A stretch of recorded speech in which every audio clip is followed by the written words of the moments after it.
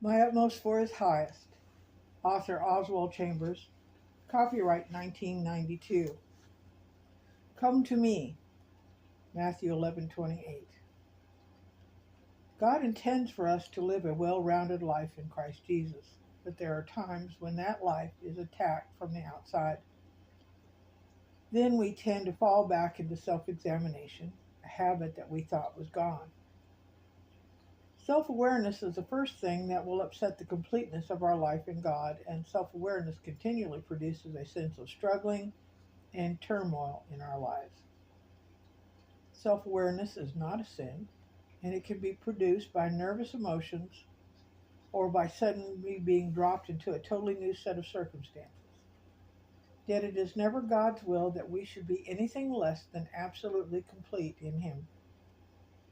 Anything that disturbs our rest in Him must be rectified at once, and it is not rectified by being ignored, but only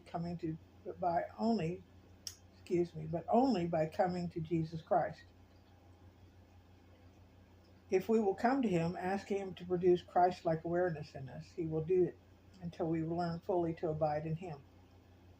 Never allow anything that divides or destroys the oneness of your life with Christ to remain in your life without facing it.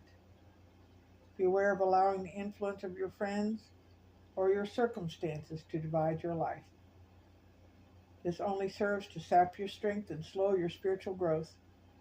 Beware of being anything that can split your oneness with Him, causing you to see yourself as separate from Him. Nothing is as important as staying right spiritually. And the only solution is a very simple one: come to me. The intellectual, moral, and spiritual depth of our reality as a person is tested and measured by these words. Yet in every detail of our lives where we are not found to be real, we would rather dispute the findings than come to Jesus.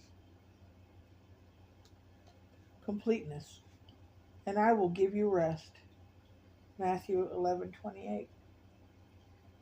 Whenever anything begins to disintegrate your life with Jesus Christ, turn to Him at once, asking Him to reestablish your rest. Never allow anything to remain in your life that is causing the unrest.